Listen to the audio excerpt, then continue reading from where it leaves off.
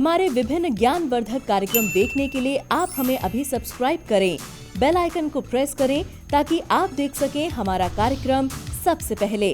और अधिक जानकारी के लिए फेसबुक पेज को लाइक करना न भूलें। जय माँ इंद्राक्षी। इंद्राक्षी धाम में दर्शकों आप सभी का हम हार्दिक स्वागत करते हैं। आज के दिन जिन जातकों का जन्म दिवस है, मैरिज एनिवर्सरी है, उन सभी को हमारी तरफ से बहुत बहुत शुभकामनाएं।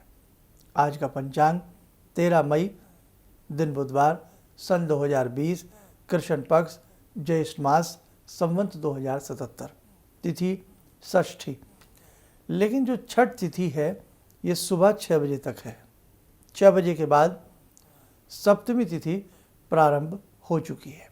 नक्षत्र श्रवण, राहु काल 12 से 1:30, दिशा शूल उत्तर पूर्व दिशा। आज इस अंक में हम आपसे बात करेंगे कि ग्रहों की गोचर गति में ग्रह का वक्र स्थिति से चलना। ग्रहों की दो स्थितियां सभी को मालूम होंगी, ग्रह का मार्गी और ग्रह का वक्री। सीधी डायरेक्शन में आगे बढ़ना है किसी भी लक्ष्य के लिए, और आगे न बढ़ते हुए थोड़ा सा पीछे हटना, यानी कि पीछे की तरफ आना, बैक मारना। मोटी सी भाषा में इसे वक्री कहते हैं। अब ग्रह जब सीधी मार्ग में चलते हैं तो वो पावरफुल रहते हैं। वक्र स्थिति में ग्रह बहुत ज़्यादा पावर में नहीं आते, लेकिन किसी के लिए ये स्थिति भी कहीं कहीं शुभ हमने देखी है। हर व्यक्ति की अपनी अपनी जन्म पत्रिका के ऊपर डिपेंड करता है। हमने आपसे 20-25 रोज़ पहले जो मई महीने के राशि के हमने उपाय बताए थे, मेष राशि से लेकर के मीन राशि तक, उसमें हमने स्पष्ट बताया था कि मई के महीने में 3 ग्रह वक्री स्थिति में होने वाले हैं। 11 मई से लेकर के 14 मई के बीच में कौन कौन से ग्रह आपको बताए थे? एक बताया था आपको हमने शुक्र, एक बताया था हमने आपको शनि, और एक बताया था हमने आपको बृहस्पति। अब देखो, ये तीनों बड़े ग्रह हैं। चंद्रमा तो बहुत जल्दी जल्दी बदलने वाले ग्रह होते हैं। राहु केतु वक्र गति से चलते ही चलते हैं, उल्टी गति से चलते हैं। अब राहु केतु पहले से ही वक्र गति से चलते हैं, ऊपर से ये 3 ग्रह और हो गए। कितने ग्रह हो गए? 5। अब 5 ग्रहों का इस स्थिति में चलना, खास तौर से 3 को तो हम मान ही लें, शुक्र, शनि और बृहस्पति, तो इसका मानव के ऊपर, इसका समाज के ऊपर, इसका प्रकृति के ऊपर क्या असर आएगा? ये बहुत गंभीर विषय है। और वैसे भी इन दिनों में क्या स्थिति पूरे विश्व के अंदर है, ये किसी से छिपी नहीं है। बृहस्पति जहाँ विद्या में हमें अग्रणीय बनाते हैं, विवाह, शादी, बच्चों के हाथ पीले होना, बहुत सारी स्थितियों को शुभता देते हैं, वक्री हो रहे हैं। शुक्र जहाँ हमें संपन्नता देते हैं, वैभवता देते हैं, जीवन लग्जरी रूप में हम जीने का प्रयास करते हैं अगर शुक्र अच्छा होता है तो। इतने सारे ब्यूटी पार्लर हैं, बहुत सारे सैलून हैं, बहुत सारी चीज़ें हैं, अब उनके स्वामी भी शुक्र हैं।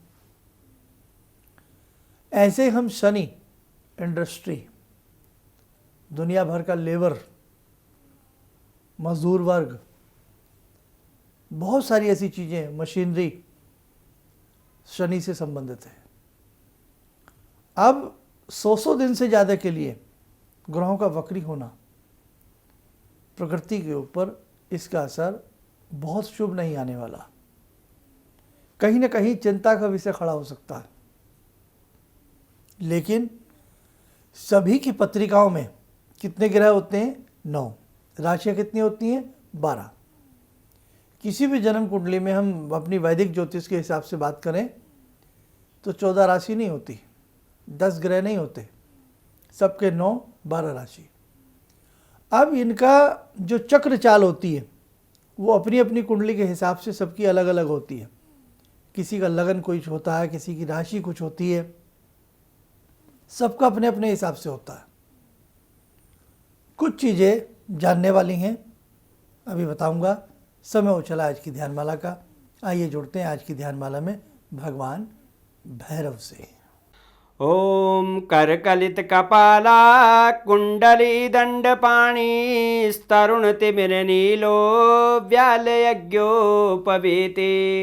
क्रतुसमयसपर्याद्विघ्नविच्छेदहेतुर्जयति बटुकनाथा सिद्धिदा साधकानां जयति बटुकनाथा सिद्धिदा साधकानाम्। ॐ देव्यराज्यसेव्यमान पावनाग्रिपङ्कजं व्यालयज्ञसूत्रमिन्दुशेखरं कृपाकरं नारदादियोगवृन्दिवन्दितं दिगम्बरं काशिकापुरादिनाथ कालभैरवं भजे भानुकोटिभास्वरं भवाब्दितारकं परं नीलकण्ठमीप्सितार्थदायकं त्रिलोचनं कालकालमम्बुजाक्षमक्षशूलमक्षरं काशिकापुरादिनाथ कालभैरवं भजे शूलटङ्कपाशदण्डपाणिमादिकारणं श्यामकायमादिदेवमक्षरं निरामयं भीमविक्रमं प्रभुविचित्रताण्डवप्रियं काशिकापुरादिनाथ कालभैरवं भजे भुक्तिमुक्तिदायकं प्रशस्तचारुविग्रहं भक्तवत्सलं समस्तलोकविग्रहं भूतसङ्गनायकं विशालकीर्तिदायकं काशीवासलोकपुण्यपापशोधकं विभुं नीतिमार्गकोविदं पुरातनं जगत्पतिं काशिकापुरादिनाथ कालभैरवं भजे काशिकापुरादिनाथ कालभैरवं भजे। कवच बना लें, ध्यान करें, भगवान भैरव का आशीर्वाद हम सबके ऊपर बरस रहा है।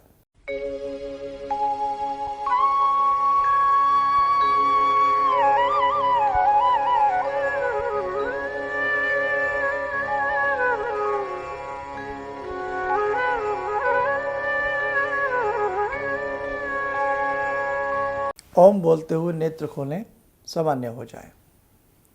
अब हर व्यक्ति की जन्म पत्रिका में शुक्र कहीं है। भाई सभी के शुक्र एक स्थिति में तो नहीं आ सकते, सभी के राहु एक स्थिति के नहीं हो सकते, सभी के चंद्रमा एक स्थिति के नहीं हो सकते, और यही वजह है कि सबका भाग्य एक सा नहीं हो सकता। तो मेरे दर्शकों, अब आज देखो 13 मई है, 11 मई को ग्रह चेंज हुआ, 13 मई को आज ग्रह चेंज शाम तक हो जाएगा, 14 मई को ग्रह चेंज हो रहा है, सूर्य का भी राशि परिवर्तन हो रहा है 14 मई को। अब सूर्य भी राशि परिवर्तन कर रहे हैं, हालांकि बुध आदित्य योग बनेगा, किसी के लिए शुभ होगा। तो बहुत सारी ऐसी चीज़ें हैं, भले या चाहे आप ज्योतिष में इंटरेस्ट नहीं रखते हो, क्योंकि ये हमारा कार्यक्रम धर्म, मंत्र क्षेत्र, साधनाओं के ऊपर ज़्यादा आप लोग हमसे जुड़े रहते हैं, लेकिन ज्योतिष का आध्यात्मिक से पूरा संबंध है। तो मैं कभी आपको जल्दी से फोर्स नहीं करता, लेकिन ये 3 एपिसोड, बृहस्पति का ये वक्र गति में जाना और बृहस्पति के क्या उपाय किए जाए, शनि का वक्री स्थिति में जाना और उसके क्या उपाय किए जाएं, ऐसे शुक्र के, ऐसे सूर्य के राशि परिवर्तन के तो हम हर महीना आपको बताते हैं।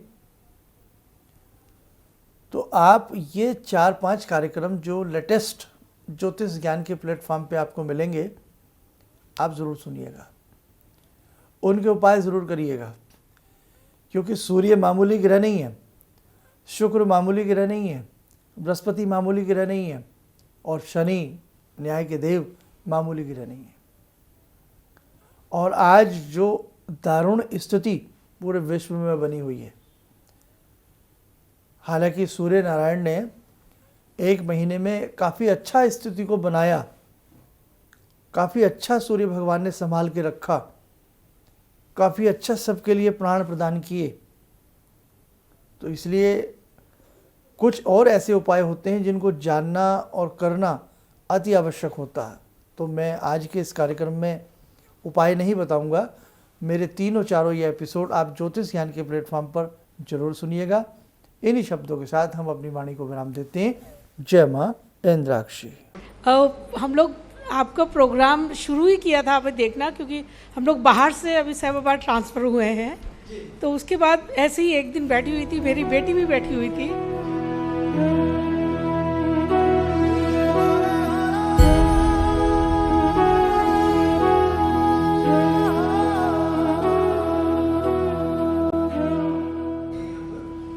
उस टाइम उसके बाद जॉब नहीं थी। थोड़ा टाइम उसने जॉब छोड़ी। मैंने एकदम से बोला उसको कि तुम ये लगाओ फ़ोन, और पहली बार ही में ही उसका आपके साथ फ़ोन लग गया। पहली बार ही उसका फ़ोन लगा और आपने कहा कि उसको बहुत अच्छी नौकरी मिलेगी, और थोड़े दिन बाद ही उसको बहुत अच्छी नौकरी मिल गई और वो बहुत अच्छी नौकरी कर रही है। धन्यवाद बहुत इसके लिए। किसी भी समस्या के समाधान के लिए मिले प्रसिद्ध हस्तरेखा एवं वास्तु विशेषज्ञ प्रोफेसर धर्मेंद्र शर्मा जी से। नोट: शिविर में भाग लेने हेतु एवं व्यक्तिगत रूप से मिलने के लिए कॉल करने का समय सुबह 10 बजे से शाम 6 बजे तक। हमारे विभिन्न ज्ञानवर्धक कार्यक्रम देखने के लिए आप हमें अभी सब्सक्राइब करें, बेल आइकन को प्रेस करें ताकि आप देख सकें हमारा कार्यक्रम सबसे पहले। और अधिक जानकारी के लिए फेसबुक पेज को लाइक करना न भूलें।